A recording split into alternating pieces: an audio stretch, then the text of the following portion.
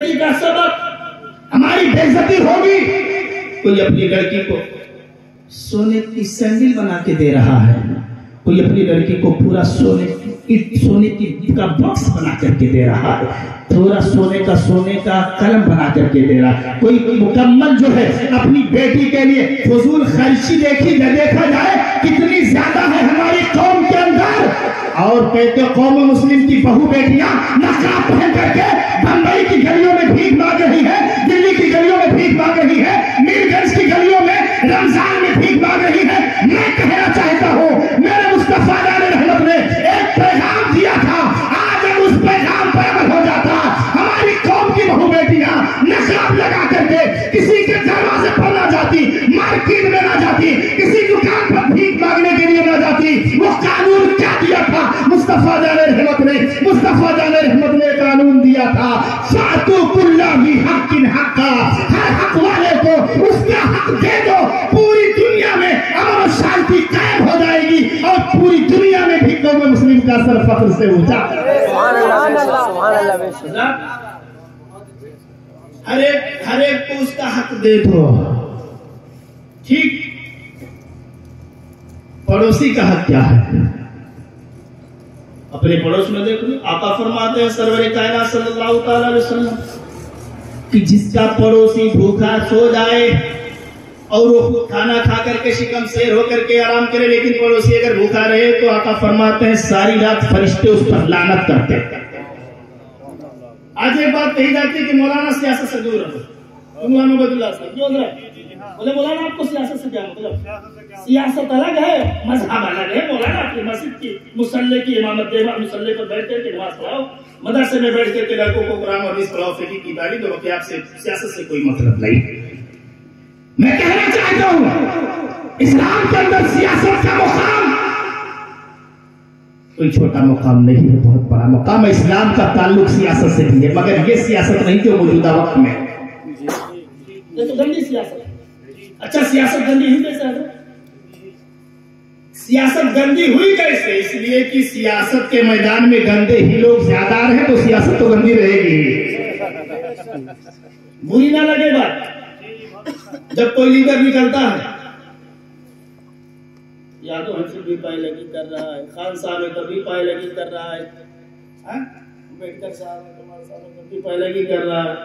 جو بھی جس قوم کا ووٹ کے لیے, اس کے لیے صرف ووٹ کے لیے, اس کے خاندان میں ووٹ کتنا ہے, ووٹ چاہیے, وہ ووٹ کے لیے جھک رہا ہے. لیکن جب لوگوں نے ووٹ دے دیا تو اس کے بعد میں پتا چلا سب کو جھکا رہا ہے. دوڑو چیئرمین صاحب کے آدم صاحب پردھان جی کہتا پردھان جی ہماری گلی میں جو ہے پانی آ رہا ہے, نالی نہیں صحیح ہے, نالا بنوا دو, نالی بنوا. پردھان بولا اگلا الیکشن آئے گا, پیسہ بہت خرچ کیا, 20 لاکھ خرچ کیا ہوں. میں کہتا ہوں بغیر پیسہ خرچ کیے الیکشن جیت جاؤ گے, مگر سیاست گندی نہیں, سیاست اچھی والی کھیلو, اچھی والی سیاست کرو, اسلامی سیاست کا ماحول قائم کرو. بغیر کسی کے دروازے پر جائے ہوئے, بغیر 1 روپیہ خرچ کیے ہوئے گھر بیٹھے الیکشن جیت جاؤ گے, ہر آدمی تمہاری واہواہی کرے گا. آؤ اسلامی سیاست کا مفہوم بتاؤ, آؤ اسلامی سیاست کا مقام بتاؤ, آؤ اسلامی سیاست کا جو ہے ایک نظام بتاؤ. کیا نظام قائم کیا تھا مصطفیٰ علیہ رحمت نے؟ آؤ مدینے کی گلیوں میں چلتے ہیں اور خلیفہ جو ہے عمر فاروق اعظم کی زندگی کو ملاحظہ کرتے ہیں. عمر فاروق اعظم کا زمانہ ہے, دور خلافت ہے, مدینہ کی گلیوں میں نکلے ہیں, خوشگوار فضائیں ہیں, شاندار ہوائیں ہیں, خوشبوؤں سے معطر ہوائیں ہیں. مدینے کی گلیوں میں رات کی تاریکی میں نکلے ہیں, رات کا سناٹا ہے, سارے لوگ سوئے ہوئے ہیں, سب کے گھروں کی لائٹ بجھ گئی ہے. حضرت عمر فاروق اعظم اپنے کچھ چاہنے والوں کے ساتھ, اپنے کچھ غلاموں کے ساتھ گلیوں کا سیر کر رہے ہیں. یہ دیکھ رہے ہیں کہ ہمارے مدینہ شریف میں ہمارے دور خلافت میں رہنے والے لوگ کس چین کی نیند لے رہے ہیں, کیا کر رہے ہیں, حالات کیا ہے. حضرات چلتے چلتے عمر فاروق اعظم مدینہ شریف کی ایک گلی میں جب پہنچتے ہیں تو دیکھتے ہیں کہ ایک گھر سے کچھ روشنی جو ہے نمودار ہو رہی ہے، کچھ روشنی کی شعائیں نظر آ رہی ہیں۔ دروازے کے قریب گئے عمر فاروق اعظم، اور جب قریب گئے دروازے پہ تو جب دروازے کے قریب گئے تو دیکھا کہ اس گھر میں کچھ بچے رو رہے ہیں۔ کان لگایا، دروازہ سے قریب کیا کان کو، تو سنی آواز جو سنی گئی وہ بچوں کے رونے کی آواز تھی۔ عمر فاروق اعظم کا دل دہل گیا، دروازے پر دستک دی، کہا کیا معاملہ ہے؟ آج بچے اس گھر میں رو رہے ہیں، کیا معاملہ ہے؟ اس گھر سے ابھی روشنی کی جو ہے روشنی کی شعائیں پھوٹ رہی ہے۔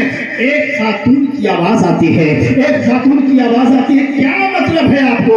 آپ کون ہو؟ پیارے مسلمانوں غور سے سننا، جو اسلامی تہذیب کے مطابق، جو اسلامی تمدن کے مطابق، جو اسلامی تربیت کے مطابق، جو اسلامی کلچر کے مطابق جو ہے اپنی زندگی کو گزارتا ہے، نظام عدل کو دیکھ لے، نظام انصاف کو دیکھ لے، جو قوم کی رہبری کرنا چاہتا ہے، جو قوم کی جو ہے رہنمائی کرنا چاہتا ہے، جو قوم کے بارے میں اچھی سوچ رکھتا ہے، چاہتا ہے میں قوم میں مقبول بن کر کے رہوں، کوئی اور طریقہ نہیں ہے۔ صحابہ کرام کی طرز زندگی کو دیکھو۔ عمر فاروق اعظم نے کہا کون ہو؟ کہا میں ایک خاتون ہوں، ہمارے بچے یتیم ہیں، میرے شوہر کا انتقال ہو گیا ہے۔ کہا بچے کیوں رو رہے ہیں؟ بات ہو رہی ہے پردے کی آڑ سے۔ کہا آپ کو کیا مطلب ہے؟ آپ کہاں کے ہیں؟ کہاں رہنے والے ہیں؟ جہاں جہاں رہے وہاں جائیے۔ آپ نے کہا نہیں، بچوں کے رونے کی آواز سنا ہوں تو میرا دل دہل گیا ہے، بتاؤ تو آخر وجہ کیا ہے؟ بچے کیوں رو رہے ہیں؟ عمر فاروق اعظم نے جب اتنا سوال کیا ہے، اس بیوی نے کہا سنو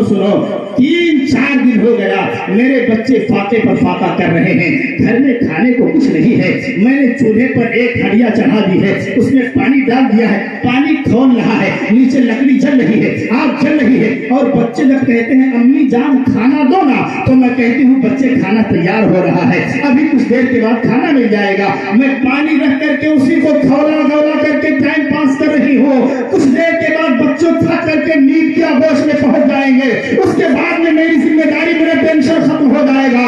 ایک ماں کہتی ہے، عمر فاروق اعظم کی آنکھوں میں آنسو آ گئے، کہا کیا معاملہ ہے؟ پلٹے واپس قدم، اور پلٹنے کے بعد بیت المال میں جاتے ہیں، بیت المال میں جانے کے بعد اپنے ہاتھ سے کھولتے ہیں بیت المال کے تالے کو، ناک کو کھولنے کے بعد ایک گیہوں کی بوریا کو اٹھاتے ہیں، ایک بوری اٹھاتے ہیں، ایک کٹا اٹھاتے ہیں، اٹھانے کے بعد اپنے سر پہ رکھ کر کے چلنے لگتے ہیں۔ غلام پیچھے سے دامن تھام لیتا ہے، حضور ذرا موقع تو دیجیے، یہ آپ کی شان کے خلاف ہے، یہ شان خلافت کے خلاف ہے، آقا مجھے اجازت دیجیے، میں آپ کا غلام ہوں، بوری لے کر کے آپ نہیں چلیں گے، بوری لے کر کے غلام چلے گا۔ عمر فاروق اعظم کا جواب سوچ لو، عمر فاروق اعظم کا جواب دلوں پر نقش کر لو۔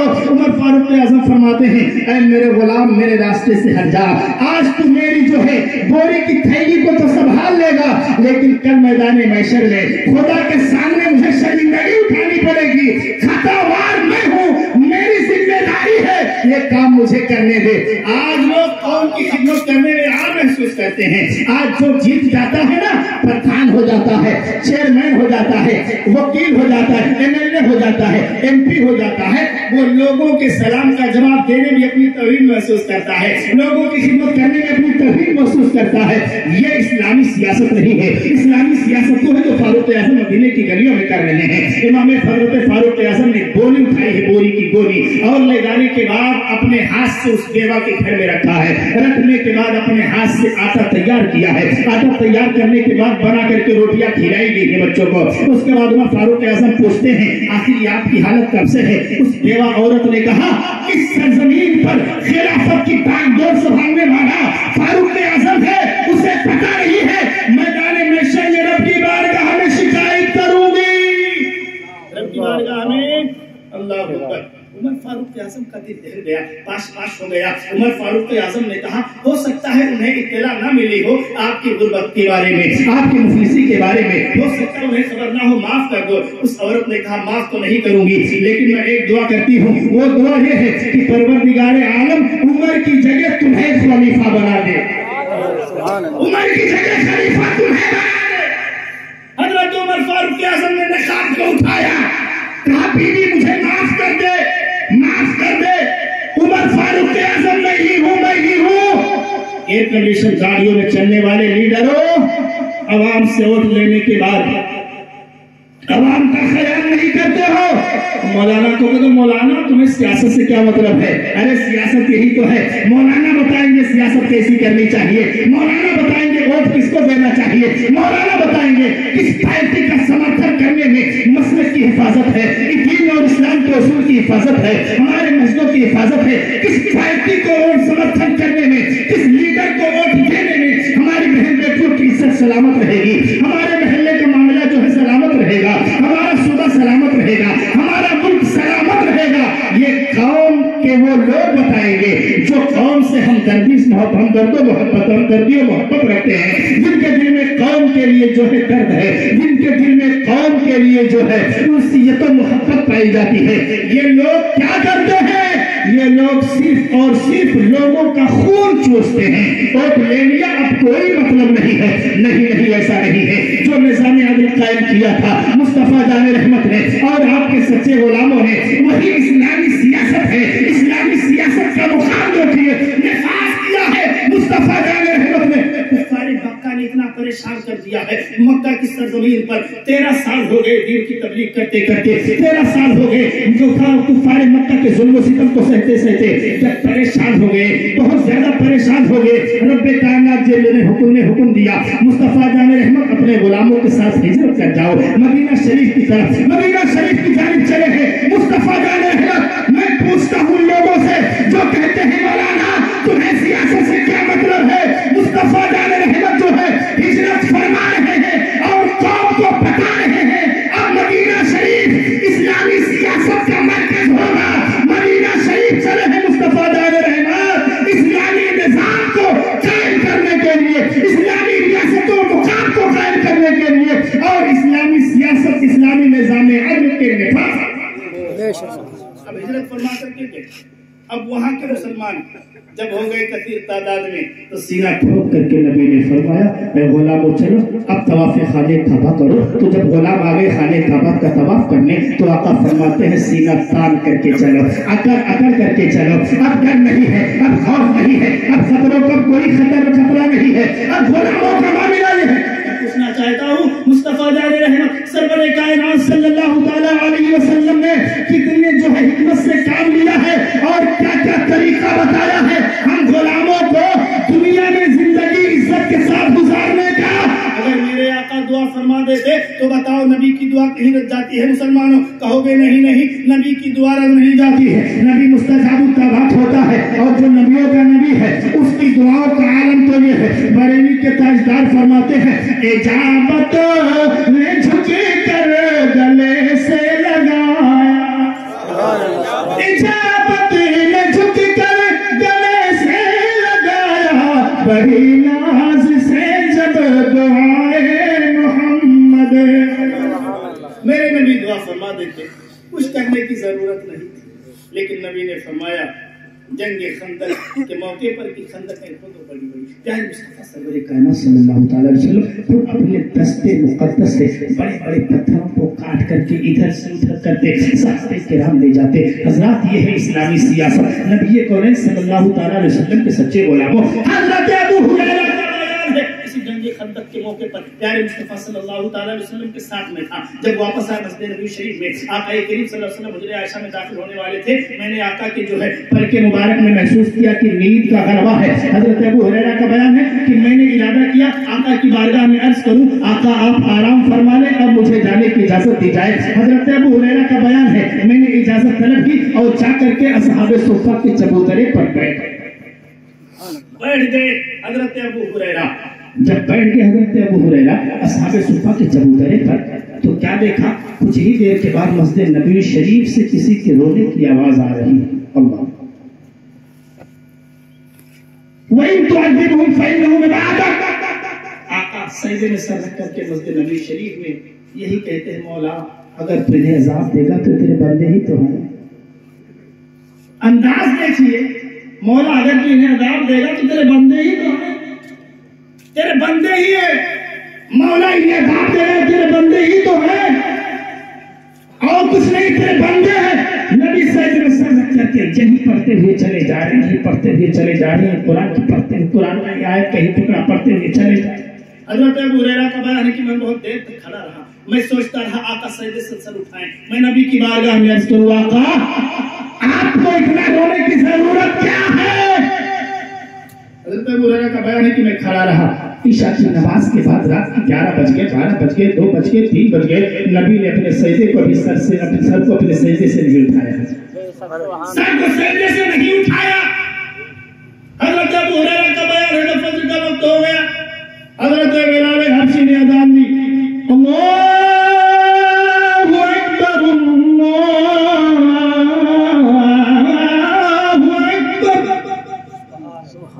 اذان کی تو میرے آقا نے سے حضرت ابو ہریرہ عرض کرتے ہیں آقا آپ تو معصوم خطا ہے، آپ اتنی رات تک روتے رہے، پوری رات روتے رہے، دامن نبوت تک ہو گیا، مصلی بھیگ گیا، زمین وہاں کی بھیگ گئی، آقا اتنا رویا اتنا روئے اتنا روئے کہ بریلی کے تاجدار مجدد بیت مسیح نے جب اس حدیث کو پڑھا، اس روایت کو پڑھی تو کہتے ہیں اللہ کا جہنم ابھی نہ سرد ہوگا، اللہ کا جہنم ابھی نہ سرد ہوگا، رو رو کے مصطفیٰ نے دریا بہا دیے ہیں نبی۔ آقا ایسا کیوں؟ میرے نبی نے فرمایا، غور سے سنیے گا، میرے نبی فرماتے ہیں ابو ہریرہ ہے میرے مقدس صحابی سنو، یہ مانا کہ رب میری شفاعت سے میرے گنہگار امتیوں کی بخشش فرمائے گا، یہ مانا کہ میں معصوم نہیں خطا ہوں، لیکن یاد رکھو کیا میں اپنے رب کی بارگاہ کا عبادت شکر گزار بندہ نہ بنوں؟ عبادت شکر اتنی اتنے لمبے سجدے ہو رہے ہیں، اور یہ سنی مسلمان تو دن رات گناہ کرتا ہے، سراپا خطا کار ہے، گنہگار ہے، اس سنی مسلمان کے فرض عبادت کا آیت تو دیکھو، مسجد عصر میں خالی، مسجد عشاء میں خالی، مسجد ظہر میں خالی، مسجد، لیکن اب جہاں بات آتی ہے عبادت کی تو بولے مولانا ہم لوگ تو سنی مسلمان ہیں، لیکن اصول دیکھا گیا تو بولے جمعرات فاتحہ، ہر جمعرات فاتحہ، ہر جمعرات فاتحہ، ہر جمعرات فاتحہ، ہر جمعرات فاتحہ، کرنا کیا ہے؟ خرچہ تو کچھ ہوتا نہیں، مولانا کو فون کیا، امام صاحب کو فون بولے فاتحہ لگانا، ہر جمعرات کو فاتحہ، ہر جمعرات کو فاتحہ، جو فرض نہیں ہے اس پر اتنا عمل، اتنی شدت کے ساتھ، اتنی اصرار کے ساتھ، غوث اعظم کے دیوانوں، غوث اعظم کے نام پر بریانی کھانے والوں، حضور غوث اعظم رضی اللہ تعالیٰ عنہ فرماتے ہیں اپنی کتاب مستطاب فتح الغیب شریف میں کیا فرماتے ہیں؟ غور سے سننا، فرماتے ہیں جب تک بندہ فرائض و واجبات کی تکمیل نہیں کر لے گا، جب تک رب کی بارگاہ میں کوئی نفلی عبادت اس کی قبول نہیں ہو سکتی ہے۔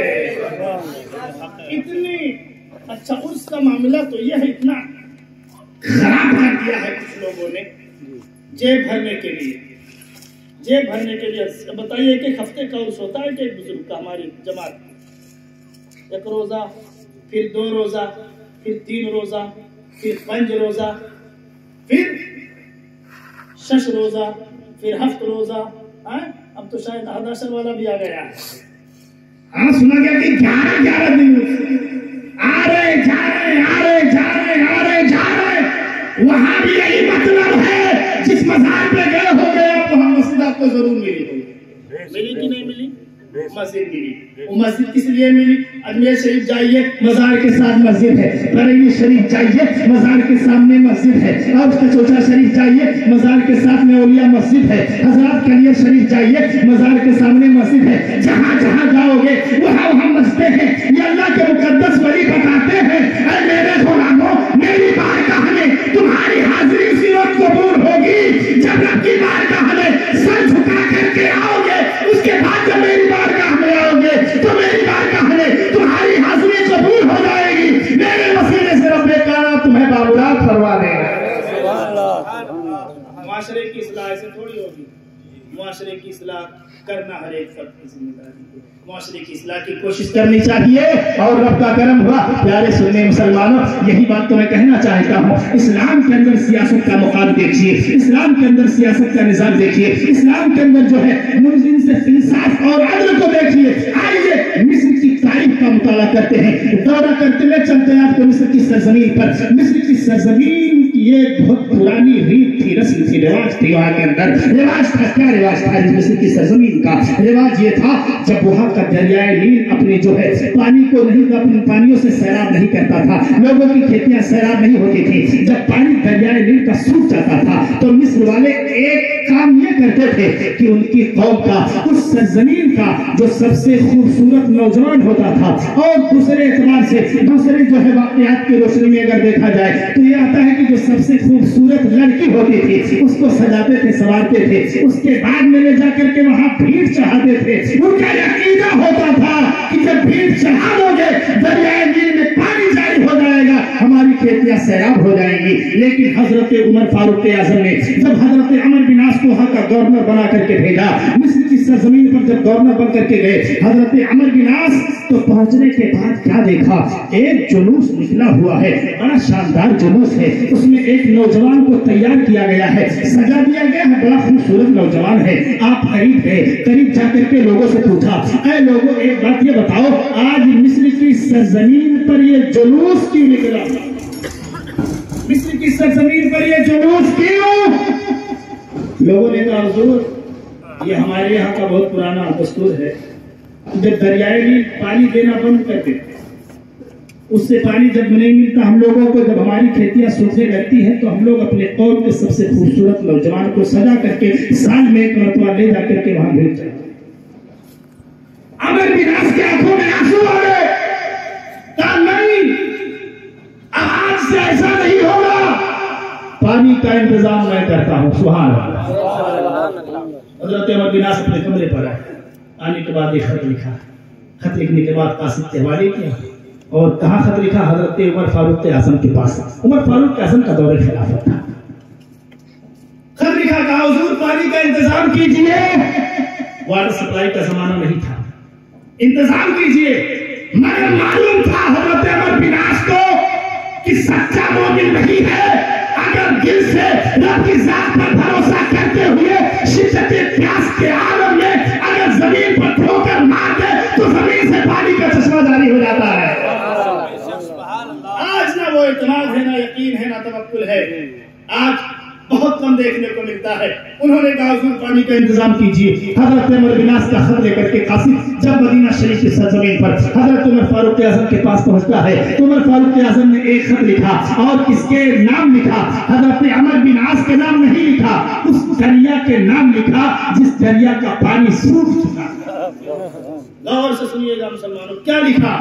यही लिखा है, दरिया अगर तू मेरे रब के हुक्म से जारी होता था और सूखता था, तो उमर फारूक आजम कहता है कि उसी रब के हुक्म से जारी हो जा।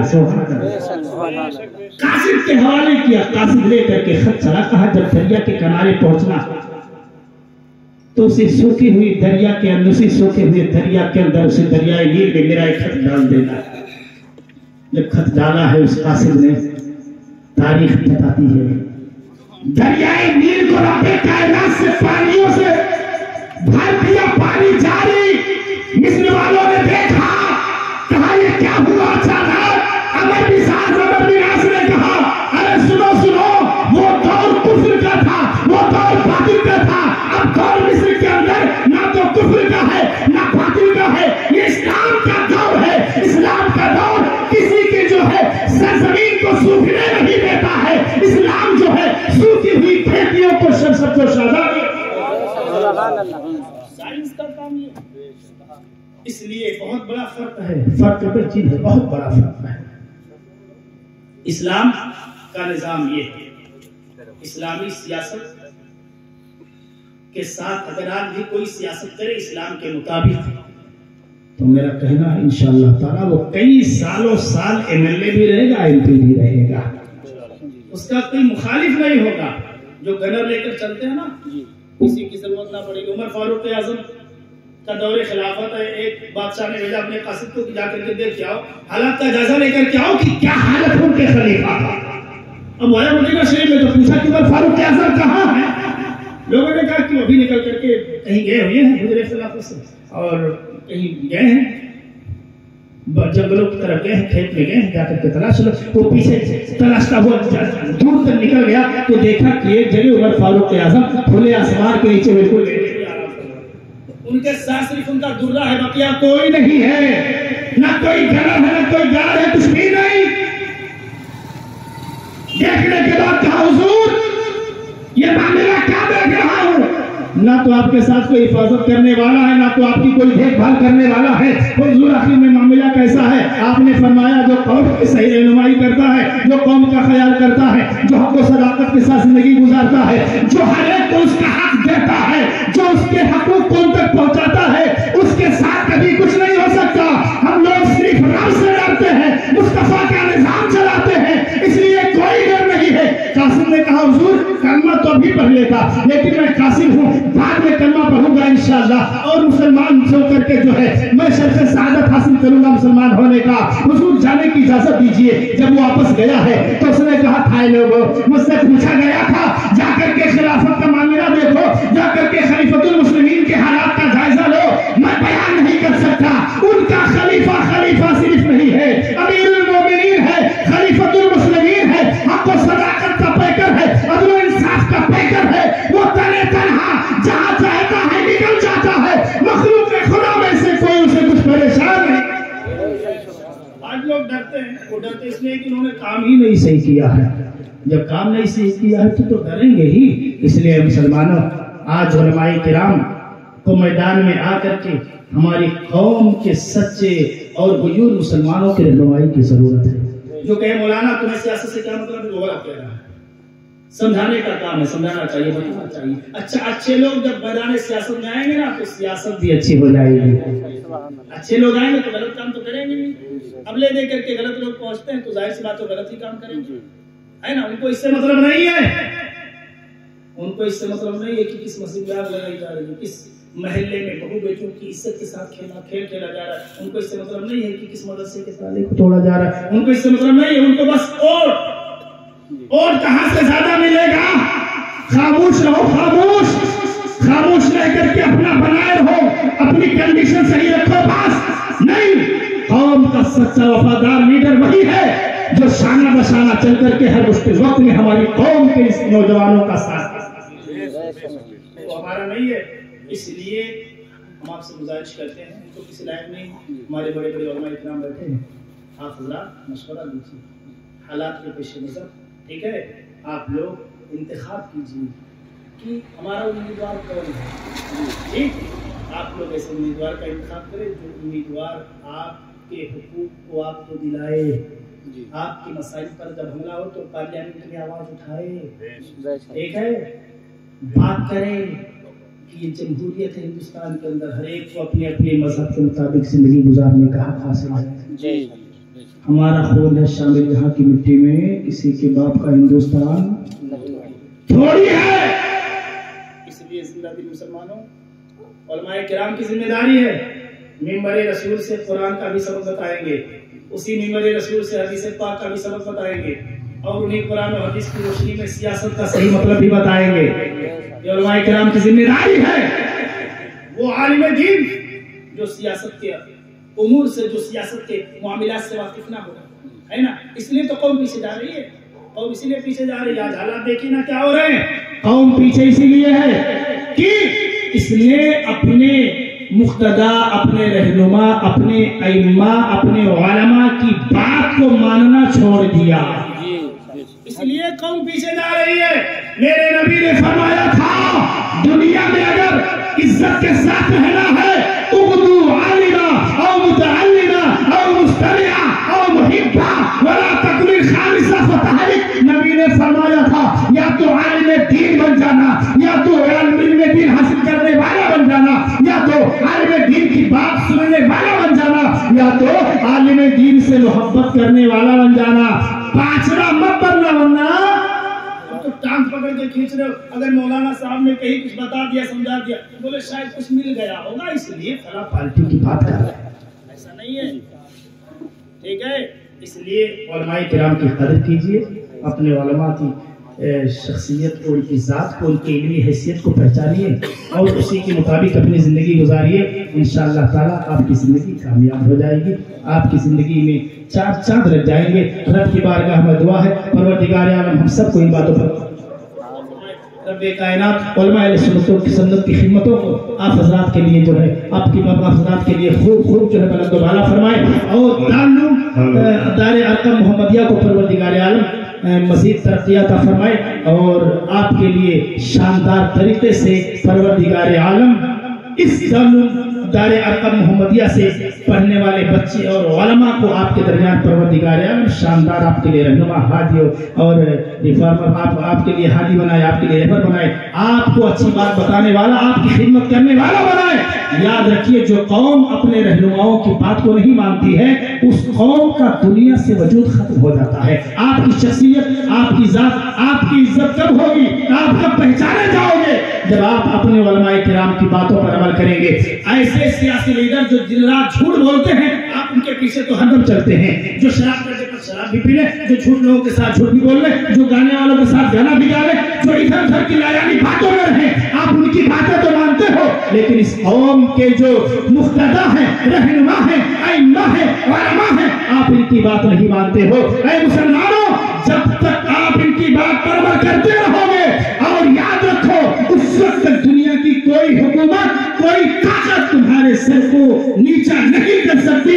تمہارا سر فخر سے اسلام اور مسلمان کی حیثیت سے ہمیشہ بلند والا رہے گا۔ وہ معزز تھے زمانے میں مسلمان ہو کر، اور ہم خوارویت تاریخ کونا ہو کر فلسفہ رہ گیا، تلقین لسانی نہ رہی، رہ گئی رسل ازارو ہے بیلالی نہ رہی۔ استغفر اللہ لی ولکم ولسائر المؤمنین۔ السلام علیکم ورحمۃ اللہ تعالی۔